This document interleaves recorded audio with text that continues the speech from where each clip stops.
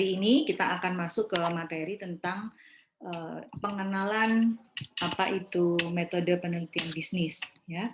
Nah, sebenarnya kalau dengar kata research, teman-teman, ya, mungkin saya mau mengajak kita semua untuk sedikit bernostalgia, mungkin di sekitar kayaknya 7-8 bulan yang lalu, ya, semua tahu ada film pendek yang terkenal, ya. Ada ya yang tahu film ini? Tahu, Bu. Tahu ya. Ada yang lihat? Mengikuti film ini? Saya lihat tapi kayaknya nggak full. Oke, ya, ya. Yang lain ada yang melihat full film Tilik atau baru pertama kali ini melihat ada film judulnya Tilik?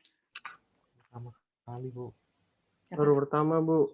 Baru pertama ya? YSKL. Oke, yang sudah pernah melihat dari apa secara komplit siapa di sini? Ada? Ini film ibu-ibu yang ke rumah sakit ya, Bu ya? Yes, benar. Iya, Yang Bu. menjenguk, ya. Siapa ini yang ngomong tadi? Louis, Bu. Louis ya. By the way ya guys, apa namanya di kolom penilaian, di komponen penilaian itu kan saya bilang ada tugas, lalu ada partisipasi individu. Nah, partisipasi individu itu kalau yang pernah ikut kelas saya itu biasanya saya selalu catat siapa-siapa yang tanya, yang kasih pendapat gitu ya. Ini tadi saya udah catat ada Jason, ada Michael, ada Franz yang tanya ya. Nah, yang berpendapat itu selalu saya catat poinnya. Jadi satu kali kamu bertanya, berpendapat itu saya akan catat dan saya akan rekap, akumulasikan sampai akhir dan itu akan menjadi poin partisipasi kalian ya, dan itu akan menjadi apa ya istilahnya itu extra points gitu. Jadi kalau nanti nilai kalian apa namanya misalnya apa dapat misalnya berapa tuh 60 gitu misalnya, itu partisipasi kalian karena kalian aktif itu bisa saya tambahin gitu dari situ ya, dan tentu ada perhitungannya ya, nggak cuma sekedar ya saya tambahin berapa gitu, enggak, itu semua ada pertanggungan yang apa ada perhitungan yang bisa dipertanggungjawabkan. Nah, oke, tadi tadi Luis ya, Luis udah nonton ya Luis ya, tapi agak-agak lupa ya. Pokoknya itu ke rumah sakit, jenguk, terus ketemu laki-laki, heboh sendirilah ibu-ibunya. Masa sih kayak gitu? Ketemu laki-laki heboh gitu ya? Kan ini ada ditilang polisi kan, Bu? Ditilang ya? Kayaknya enggak deh, kayaknya lain deh kayaknya ya. Ada ditilang. Ada ya? Karena bawa orang. Iya, di dalam baknya itu. Oh, dalam bak truknya ya? Oh, iya. Ya, berarti aku yang sudah mulai lupa-lupa. Oke. Ya, intinya sebenarnya adalah apa namanya? Tilik kan bahasa Jawa ya. Tilik itu artinya menjenguk gitu, besuk ya, besuk orang sakit gitu ya. Nah, yang apa mau dijenguk ini apa namanya? Kebetulan warga desa dari ibu-ibu ini gitu. Nah, ibu-ibu ini karena guyup ya di desa itu karena mereka nggak punya kendaraan, jadi mereka nunut di truk ini, di belakang truknya. Nah, yang menjadi menarik adalah apa namanya sentral dari cerita dari film Tilik ini film pendek ya, dan dia menang penghargaan di internasional. Nah, yang menarik adalah karena sentralnya ceritanya adalah ibu-ibu ini begitu apa ada gibah ya, mereka lakukan gibah, mereka ngobrolin ngerumpi, gosipin tentang seseorang yang diduga itu kayaknya dia profesinya nggak benar gitulah, seperti itu ya, warga desa di antara mereka juga, tapi yang nggak ada di sini. Jadi sampai apa namanya di stalking ini punya apa sosial medianya lah dan sebagainya. Ya, jadi akhirnya jadi perbincangan yang seru di sepanjang jalan menuju tempat mereka mau menjenguk itu. Nah, jadi intinya adalah sebenarnya kenapa ini saya munculkan ya, terutama buat kalian yang sudah pernah menonton film ini atau paling nggak aware dengan film ini, itu sebenarnya research itu nggak jauh beda dengan kekepoan ibu-ibu dan apa namanya usaha ibu-ibu itu dalam apa ya mencari tahu, mencari informasi tentang sosok yang menarik perhatian mereka. Ya, kalau kita bilang research, maka sebenarnya research itu adalah apa? Natur kita sebagai manusia. Natur kita sebagai manusia itu kita kepo, kita punya rasa penasaran akan sesuatu hal.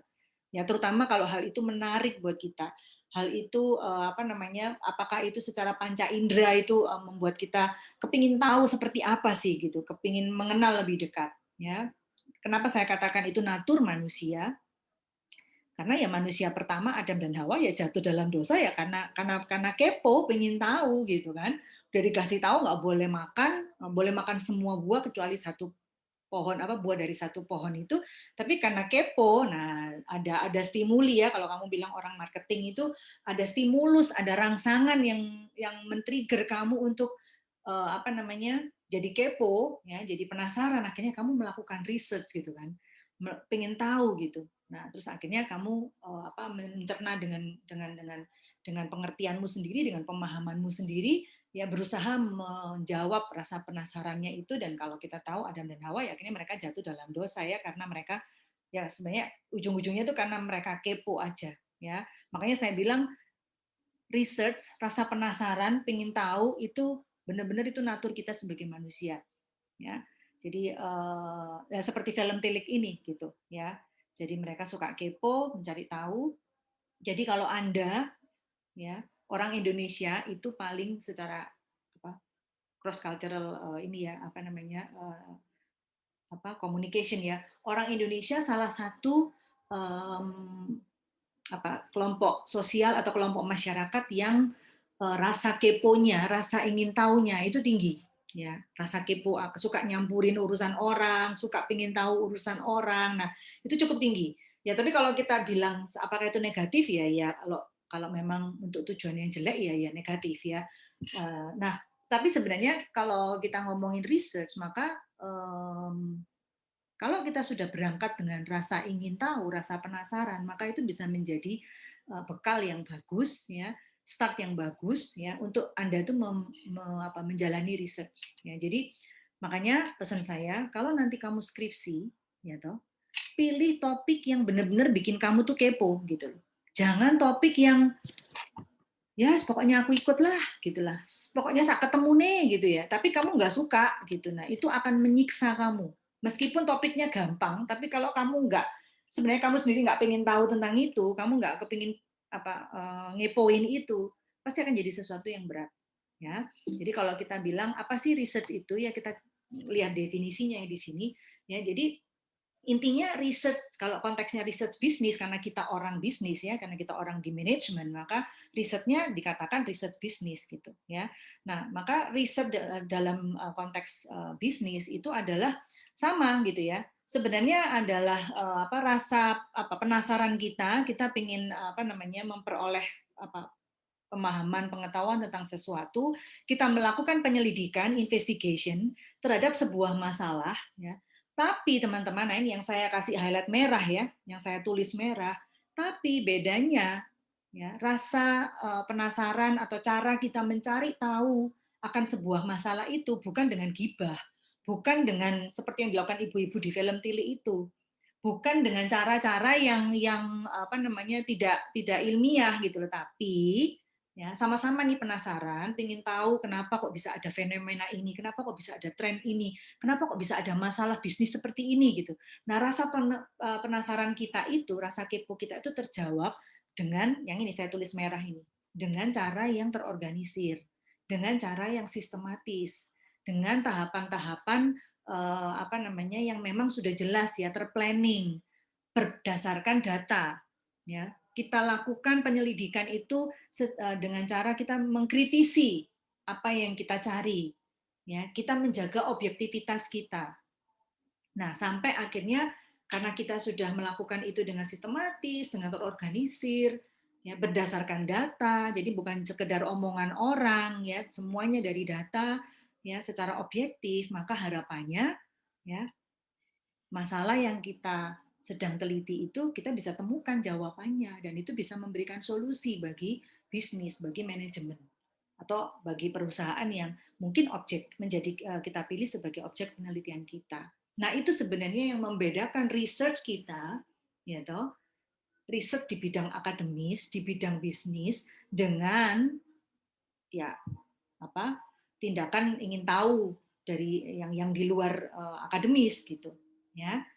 Nah, kalau dibilang masalah bisnis itu kan banyak ya. Mungkin Anda bisa argue dengan saya, Bu, papa mama loh, nggak kenal kuliah gitu ya. Tapi mereka itu bisnisnya ya jalan lancar kok, Bu, gitu loh. Mereka nggak perlu melakukan riset sampai harus wawancara, cari pengunjung apa misalnya kalau punya restoran gitu misalnya cari apa sampai sebarkan survei gitu, nggak perlu sih, Bu, tapi mereka bisa berhasil tuh bisnisnya gitu ya. Nah, jangan lupa ya, sebenarnya ya orang-orang kuno ya katakanlah yang orang-orang lama, orang tua Anda, ya mungkin orang tua saya juga, ya kenapa mereka bisa berhasil dalam bisnis yang mereka jalani, ya.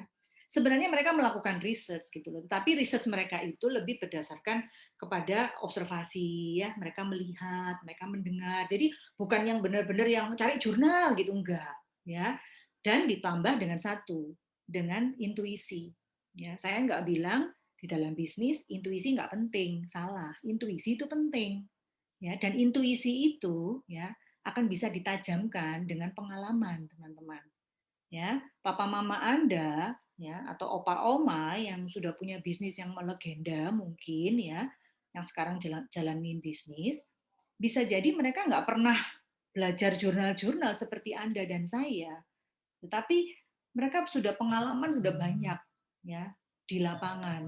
Dari pengamatan mereka, pengalaman mereka berinteraksi dengan orang, dengan rekan bisnis ya, dengan pelanggan, itu membuat mereka semakin tajam akhirnya intuisinya. Ya, sehingga kemudian mereka juga peka dengar-dengaran akan situasi, kondisi eksternal. Ya, mereka nggak ngomong, oh saya sedang mengumpulkan berita-berita ekonomi dan politik untuk analisa bisnis. Enggak, mereka nggak akan ngomong gitu. Tapi saya yakin papa mama juga akan denger-dengeran. Ya, papa mama kalian tuh denger-dengeran tuh berita di luar. Ya, sekarang situasi ekonomi seperti apa. Ya, mereka pasti akan kepo juga gitu. Ya, jadi sama, sebenarnya sama. Cuman bedanya kalau kita ya. Nah, karena Anda belajar di dunia akademi, maka risetnya diarahkan riset yang memakai kaidah-kaidah ilmiah gitu. Nah, kaidah ilmiah seperti apa? Terorganisir, sistematis. Ya, jadi nggak bisa kamu, Bu, saya pengen cari tahu kenapa penjualan di kafe saya tuh turun terus gitu. Tiba-tiba kamu langsung, pokoknya besok saya interview, Bu, gitu. Cari pelanggan, saya wawancara. Loh, terus apa yang kamu mau interview? Ya toh, emang benar apa namanya? Atau misalnya gini, penjualan di kafe saya menurun, Bu. Kayaknya ini mungkin karena harga saya kemahalan. Terus tak turunin harga aja, itu solusinya. Nah, kamu belum melakukan penggalian data kok. Belum melakukan observasi kok. Bagaimana bisa mengatakan bahwa oh solusinya itu turunin harga gitu. Ternyata begitu kamu turunin harga, kafemu tetap sepi.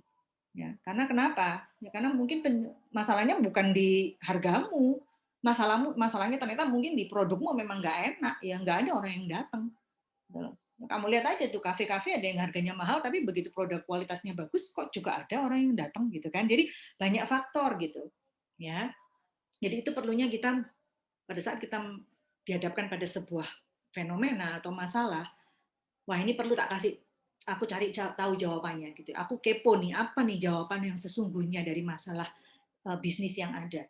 Nah itu kamu sebagai seorang apa namanya yang pendidikan tinggi ya, yang kuliah nih, kamu dituntut untuk bisa mencari cara dengan metode-metode ilmiah gitu ya. Ya suka nggak suka ya dok. Nah, karena memang apa namanya dunianya juga sekarang peta persaingannya juga berubah teman-teman ya, di zaman kita ini sekarang ini, di era disrupsi ini, era digital ini, semuanya itu berbasis data. Jadi ngambil keputusan nggak boleh cuma berdasarkan intuisi tok ya. Kita akan kalah sama mereka yang mengambil keputusan bisnis berdasarkan data. Dan data itu didapat dari mana? Data itu dicari. Data itu nggak datang sendiri. Data itu kita kumpulkan, kita analisa, gitu ya. Dan itu semua adalah research, gitu. Ya, jadi nggak sembarangan, gitu ya. Jadi apa namanya? Makanya kata research itu sebenarnya dari dua kata, re and search. Ya, kamu terus mencari, terus menggali, terus menggali. Menggali apa? Satu, menggali literatur, cari teori yang pas. Ya, apa sih kata teori? Kalau penjualan turun itu kenapa sih? Oh, ternyata teorinya ngomong penyebabnya begini, begini, begini. Oh, kamu ingin tahu, ingin menciptakan brand image yang positif untuk produk yang kamu jual, untuk bisnis yang kamu lagi running gitu. Gimana caranya membangun brand image gitu? Ngukur brand image seperti apa? Gitu. Gimana saya tahu image seperti apa yang dipunyai oleh konsumen terhadap merek saya, terhadap bisnis saya. Nah, kamu cari di teori gitu, ya konsep-konsep yang mengukur tentang brand image, konsep-konsep tentang apa namanya, bagaimana membangun image yang baik, ya, membangun brand identity, membangun positioning di pasar. Nah, itu kan semuanya proses kamu harus baca, ya toh harus cari tahu. Nah, itu research. Jadi kamu terus gali, ya. Nah, satu yang tokoh yang sangat terkenal yang semoga ini bisa menginspirasi kita semua, ya. Thomas Edison, siapa yang nggak kenal dia? Dia tuh punya ribuan paten, ya. Jadi artinya apa? Dia tuh inventor yang terbesar lah, ya, salah satu terbesar inventor terbesar sepanjang sejarah manusia, ya. Nah, sebelum dia menemukan light bulb gitu, ya, apa namanya, apa sih light bulb itu apa ya? Bola lampu, ya bahasa Indonesianya, ya. Sebelum dia menemukan bola lampu, ya, itu dia udah percobaan tuh sampai lebih pakai yang saya baca ya dari biografinya, ya, dia itu menggunakan lebih dari 6.000 material bahan dasar, ya, yang berbeda untuk bisa supaya light bulb-nya itu menyala seperti yang dia inginkan gitu, ya, seperti yang dia punya apa dream gitu, ya, punya visi gitu. Sampai 6.000 material yang berbeda. Dan 6.000 material yang berbeda itu dipakai dan dia coba melakukan eksperimen itu sampai 10.000 kali, teman-teman. Bahkan lebih mungkin, ya, 10.000 kali. Nah, semua orang bilang, kamu tuh sia-sia, melakukan hal yang sia-sia. Terus gak berhasil, gak berhasil. Gitu. Tapi Thomas Edison ini dia bilang, yaitu dia melakukan research. Terus bolak-balik, dia melakukan penggalian terus. Ya, dia balik lagi, pelajarin lagi apa unsur-unsur kimianya, dia pelajarin lagi dari sisi ilmu fisikanya, dia pelajarin dari apa elektromagnetik kayak begitu dia pelajarin semua, dia research, ya. Dan dia sampai quote-nya dia yang paling terkenal, ini quote yang apa ya, jadi salah satu quote favorit kalau kamu tuh senang inovasi, ya. Ini salah satu quote favorit, yaitu dia bilang I have not failed. Ya, saya itu nggak gagal gitu. Saya itu nggak gagal gitu. Saya hanya menemukan 10.000 cara yang tidak bisa bekerja seperti yang saya harapkan. Jadi dia bilang saya nggak gagal. Dia nggak mau dibilang gagal. Gitu. Cuman dia nemukan. Nah itu kan beda kan. Fail artinya dia nggak bisa. Kamu nggak bisa nemukan gimana dia bisa nyala gitu. Tapi dia bilang loh saya tuh nemukan 10.000 cara. Cuman 10.000 cara itu doesn't work gitu. Ya. Nah, jadi apa namanya itu, jadi punya mindset yang berbeda. Ya, ini yang saya mau share ke kalian itu adalah pada saat nanti kalian kerjakan skripsi, ya, remember what I say today, ya. Mungkin kalian akan kecentok, aduh Cik Angele Bu, cari teori, ya. Aduh dosen pembimbingku kok gak puas-puas ya, kepingin aku tambah jurnal, tambah artikel lagi, ya. Atau misalnya cari responden kok susah ya, gitu. Cari orang yang bersedia tak wawancara kok susah ya, gitu loh. Nah, kok rasanya jalannya kayak kayak kuldesak gitu, kayak buntu gitu. Jangan desperate, jangan give up, ya. Kamu harus terinspirasi dari Thomas Edison ini, ya. Ya memang itu kalau dosen nyuruh cari teori lagi, ya itu enggak mungkin. Saya rasa ya dosen kalian juga nggak ada yang istilahnya gini loh, apa dengan gagah-gagahan bilang ya ini supaya saya terkesan saya itu canggih gitu, jadi anak-anak terus saya suruh nyari jurnal. Enggak sih, kayaknya nggak ada dosen di fakultas kita yang segila itu menurut saya, ya. Jadi kalau dosenmu itu nanti misalnya kamu ada menemui mereka terus suruh cari, kamu kurang bacanya, baca lagi nak gitu, kurang cari artikel, jurnalmu ini kurang relevan, ya nggak apa-apa. Ingat apa namanya Thomas Edison, ya, kamu nggak gagal gitu, kamu hanya menemukan misalnya 10 artikel yang kebetulan nggak relevan, udah itu. Dengan mindset begitu kamu akan beda the way you see your research gitu, the way you see the process of your research journey gitu, ya. Oke, nah pertanyaannya sekarang adalah kenapa kita perlu belajar tentang research, ya, dalam konteks bisnis. Nah ini tadi saya sudah singgung, ya. Apa bedanya Bu, papa mama, opa oma nggak perlu melakukan research yang saintifik seperti saya, tapi mereka bisa survive dalam bisnis dan kan bisa berkembang, ya. Nah saya bilang sekarang lanskap bisnisnya udah berbeda, lanskap persaingannya udah berbeda petanya, ya. Sekarang bukan lagi kalau menurut apa namanya ini ya apa salah satu Klaus Schwab ya, dia adalah authornya tentang disruption ya, tentang ini ya, disruption teknologi. Nah, dia bilang bahwa sekarang ini bukan ikan besar mengalahkan ikan kecil gitu ya. It's not a big fish who beat a small fish gitu. Tapi fast fish yang beat slow fish. Jadi siapa yang cepat dia yang mengalahkan yang lambat gitu. Jadi size doesn't matter gitu sekarang. Kamu bisa jadi survive, bahkan bisa jadi winner dalam persaingan ya. You don't need necessarily to be a big player in the market, tapi kamu jadi pemain yang cepat nangkep peluang, cepat masuk ke pasar, cepat membaca peluang dan kamu grab peluang itu ya. Nah, itu semua butuh apa? Ya, nggak cukup intuisi tok. Ya, itu butuh data, butuh research gitu. Jadi kenapa perlu belajar business research? Karena ya tujuannya adalah kita mau kumpulin informasi ya. Jadi dengan research kita dapat data. Data itu menjadi sumber informasi ya. Nah, sumber informasi ini kemudian kita pakai ya untuk mengambil keputusan, dan keputusan yang kita ambil kalau keputusan itu berdasarkan data, maka ya orang Muslim bilang insya Allah ya keputusan itu ya mengandung resiko yang lebih kecil. Kenapa? Karena kita kayak ibaratnya kayak kamu main menembak itu ya, shooting itu ya. Kamu tuh punya amunisi banyak tapi nggak kamu asal aja kamu tembak gitu loh. You know the target. Ya, kamu tahu targetnya di mana. Karena apa? Karena kamu punya data gitu. Ya.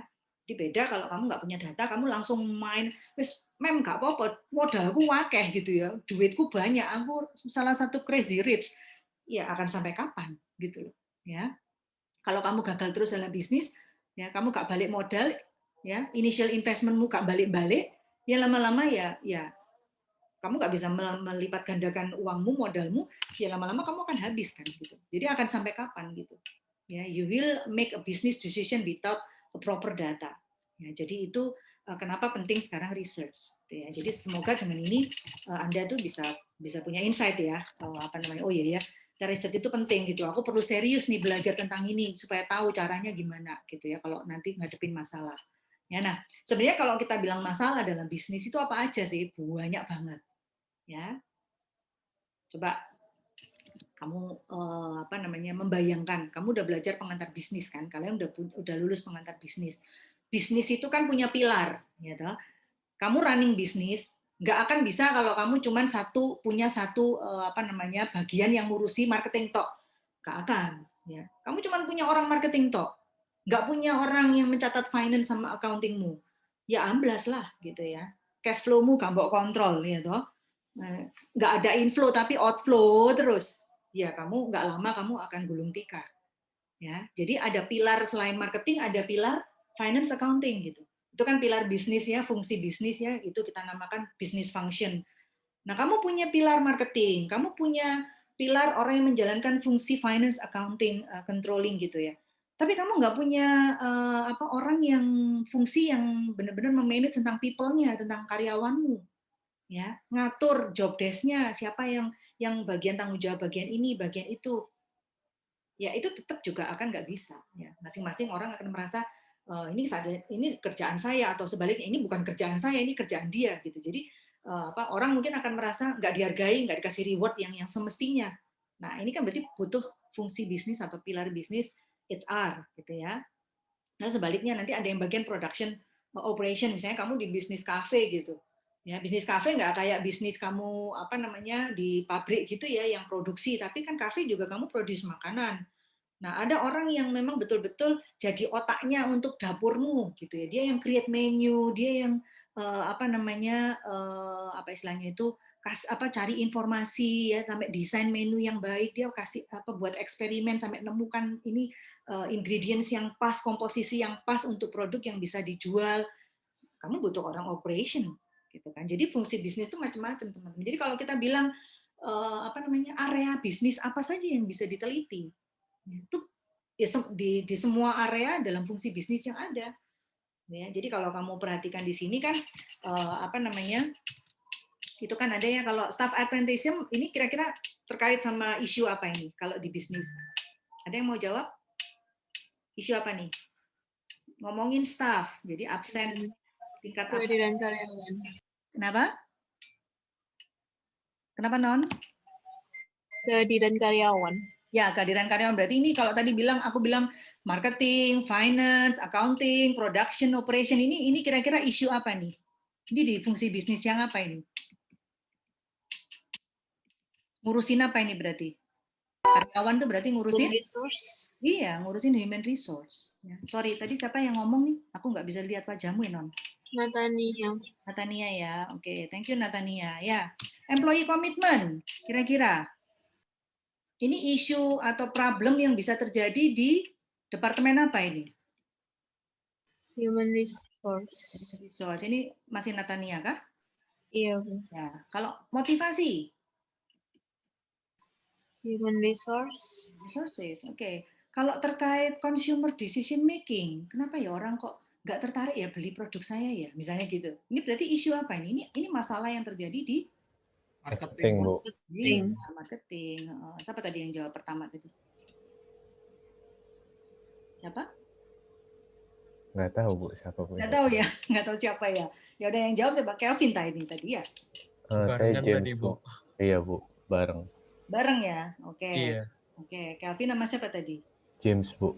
Nama James, oke ya. Ya wes, sekarang ini coba Kelv, ini Kelv. Kalau customer satisfaction, Kelv, kira-kira ini problem di fungsi bisnis yang mana, Kelv? Di marketing juga. Marketing ada ambil andil, cuma yang lain seharusnya juga ada ambil andil. Maksudnya gimana? Bisa dielaborasi? Jadi kalau misalkan customer satisfaction-nya ini yang berbicara, mereka research gimana customer ini apakah sudah satisfied dengan apa yang sudah kita sediakan, tapi yang menyediakan misalkan suatu jasa atau satu produk itu sendiri itu bukan dari marketing aja. Jadi misalkan dari operasionalnya, mungkin kalau misalkan kita bicara restoran, mungkin chefnya, masakannya sudah enak apa belum.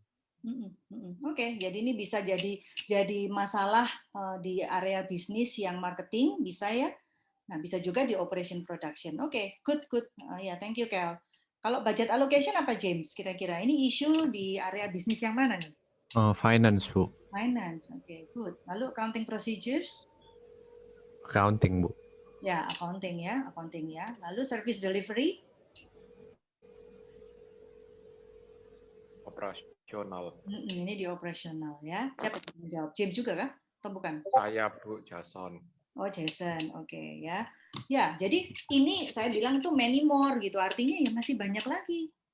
Nah, secara nggak langsung teman-teman sebenarnya topik atau ide untuk kamu teliti itu banyak banget. Ya kamu cari aja gitu di fungsi-fungsi bisnis itu yang mana ya. Tentu teman-teman karena kamu misalnya dari marketing ya, kamu pasti akan lebih lebih peka terhadap isu-isu yang berbau marketing ya, yang terkait dengan marketing gitu ya. Nah, marketing itu kan luas banget. Ini hanya salah satu contoh aja tentang satisfaction, tentang decision making, masih banyak lagi. Nah, silakan itu digali gitu tugas Anda ya.